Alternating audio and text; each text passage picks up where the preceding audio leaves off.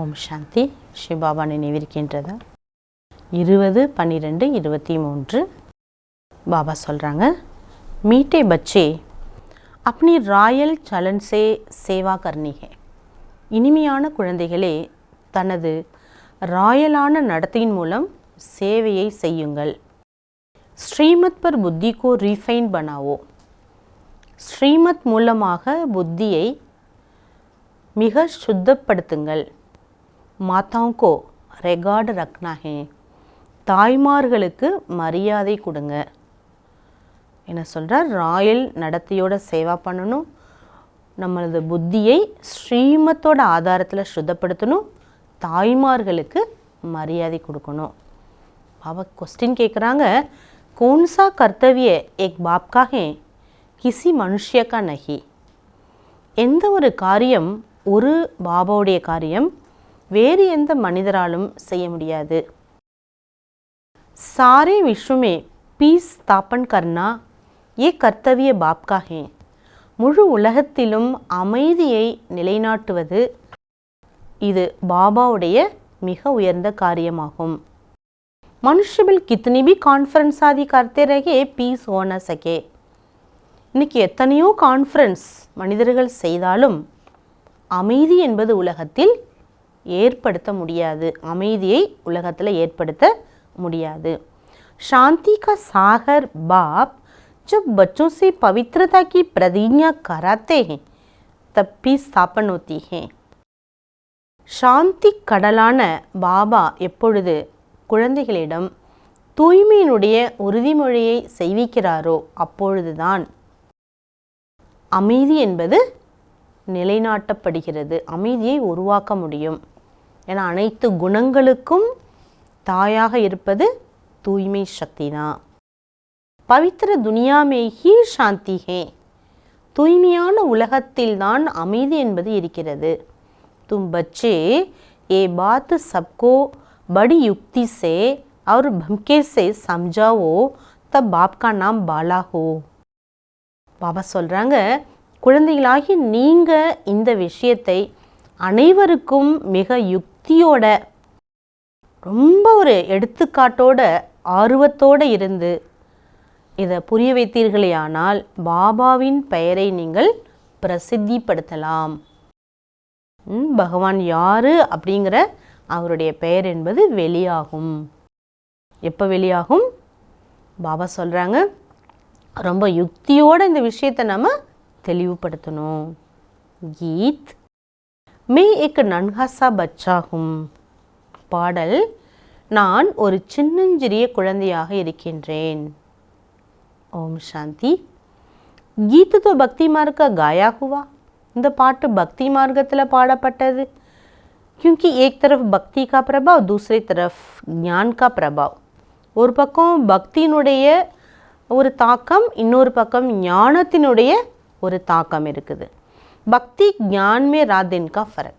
பக்திக்கும் ஞானத்துக்கும் இரவுக்கும் பகலுக்கும் உண்டான வித்தியாசம் இருக்குது. कौन सा फर्क है பாபா கேட்குறாங்க. எந்த ஒரு வித்தியாசம் இருக்குது? ये तो बहुत सहज है. இது ரொம்ப ரொம்ப சகஜமானது. பக்தி ஹே ராத் அவர் ஞான் ஹே தின். பக்தி என்பது இரவு, ஞானம் என்பது பகல். பக்தி மேகே துக். பக்தியில் துக்கம் என்பது நிலவுகிறது. ஜப் பக்த துக்கி ஹோத்தே தோ பகவான் கோ புகார்த்தே. எப்பொழுது பக்தர்கள் துக்கி ஆயிடுறாங்களோ அப்போ பகவானை அழைக்கின்றார்கள். ஃபிர் பகவான் கோ ஆனா படுத்தா ஹே துக்கியோं को दुख दूर करने. பிறகு பகவான் வர வேண்டி இருக்குது துக்கிகளினுடைய துக்கத்தை தூரப்படுத்துவதற்காக.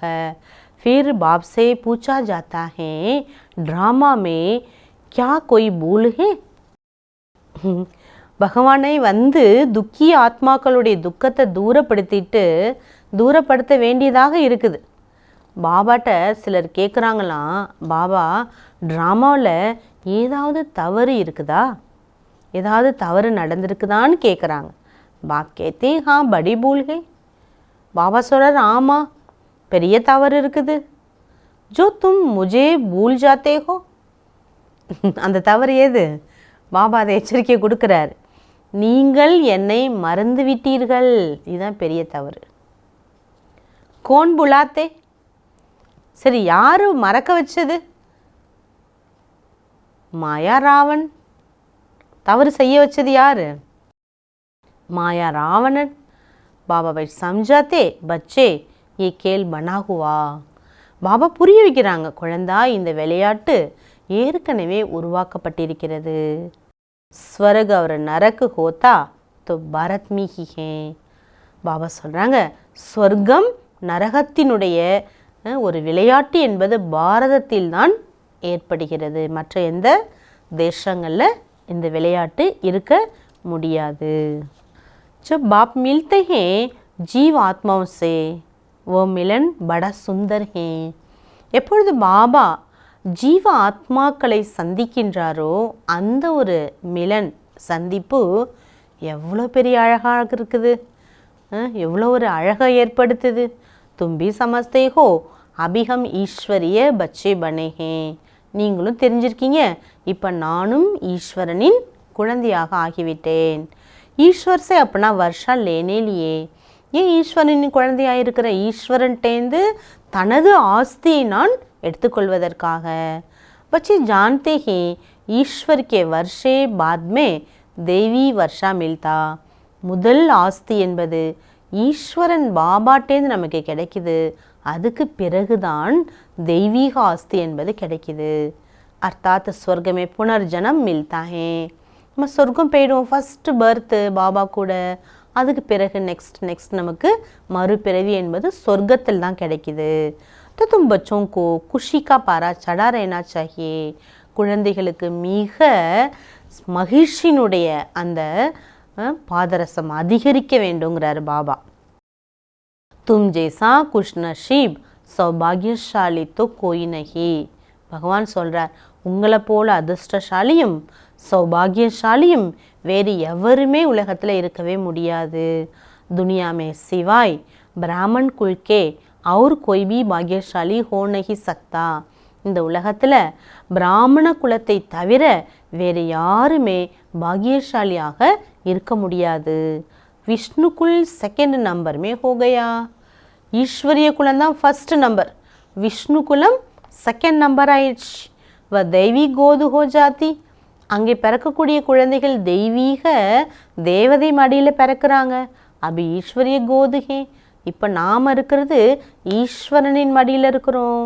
எத்தோ ஊஞ்சு டெஹரானா. இப்போ பாபா இறைவன் பாபா உயர்ந்தவர் ஆயிட்டார் இல்லையா. अच्छा, धारणिकाன சாரம் फर्स्ट पॉइंट, बाप का प्रिय बनने लिए ज्ञानी योगी बनना है. பாபாவுக்கு பிரியாத்மா ஆகிறதுக்கு ஞானம் யோகம் நிறைந்தவர் ஆக வேண்டும். தேக அபிமான் மே நஹி ஆனா ஹே. பாபா சொல்கிறாங்க, தேக அபிமானத்தில் வராதீங்க. முரளி சலானிக்கோ ஹவுஸ்லா ரக்னா ஹே. வாணி எடுக்கிறதுக்கு கூட தைரியம் இருக்க வேண்டும். அப்படி சலன் சே பாபா கா ஷோ கர்னா. வாணி படிக்கிறது பெரிய விஷயம் இல்லை, பாபா சொல்கிறத நடைமுறைப்படுத்தி வாணி எடுக்கணும். பாபா சொல்கிற தன்னுடைய நடத்தையால் பாபாவை வெளிப்படுத்த வேண்டும். பாட்சீத் படை மிட்டாஸ் சே கர்னி ஹே. பாபா சொல்கிறாரு, நீங்கள் பேசக்கூடிய பேச்சுவார்த்தை எப்படி இருக்கணுமா, ரொம்ப இனிமையாக இருக்க வேண்டும். வரதானம் कर्म भोग के कर्म योग में परिवर्तन कर सेवा के निमित्त बनने वाले भाग्यवान भव. कर्म भोग कर्म வினையை கர்ம யோகத்தில் மாற்றம் செய்வித்து சேவைக்கு நிமித்தமாக இருக்கக்கூடிய பாக்கியவானாக ஆகுங்கள். தன்கா கிசாப் கிதாப் கபி பிராப்தி வ புருஷார்த் மார்க்கமே விக்ன அனுபவ நாகோ. உடலினுடைய கணக்கு வழக்கு என்பது ஒரு பொழுதும் நம்மளுடைய முயற்சி செய்யக்கூடிய இந்த மார்க்கத்தில் தடையை ஏற்படுத்தக்கூடாது, தடையினுடைய அனுபவம் செய்விக்கக்கூடாது. தன் கபிபி சேவாசே வஞ்சித் ஹோனே நகிதே. இந்த உடலை ஒரு பொழுதும் சேவையிலிருந்து வஞ்சிக்கப்பட விட்டுடாதீங்க. அப்படின்னா இந்த உடலை ஈடுபடுத்துங்க சேவையில். भाग्यवान आत्मा कर्म भोग के समय भी किसी न किसी प्रकार से सेवा के निमित्त बन जाती है. எவ்வளவுதான் இந்த உடலுக்கு உபாதைகள் இருந்தாலும் கூட பாக்கியவான் ஆத்மாக்கள் நேரத்தின்படி ஏதாவது ஒரு சேவைக்கு தன்னை நிமித்தமாக ஆக்கிடுறாங்க. கர்ம போக் சாஹே சோட்டா ஹோ படா உஸ்கி கஹானி கா விஸ்தார் நஹி கரோ. கர்மத்தின் வினை, அதாவது இந்த உடலுக்கு வரக்கூடிய வியாதிகள் சின்னதாக இருந்தாலும் சரி பெருசாக இருந்தாலும் சரி, அந்த கதையினுடைய விஸ்தாரத்தில் போகாதீங்க. உசே வரன் கர்ணாமானா சமய சக்தி வியர்த்த கவானா. நோயை பற்றி வர்ணிக்கிறது, நோயை பற்றி பிறர்கிட்ட சொல்கிறது, அதை நினச்சிட்டே இருக்கிறது, இதனால் நேரமும் சக்தியும் வீணாகி விடுகிறது. யோகி ஜீவன் மானா कर्म भोग के कर्म योग में परिवर्तन कर देना यही है भाग्यवान की निशानी.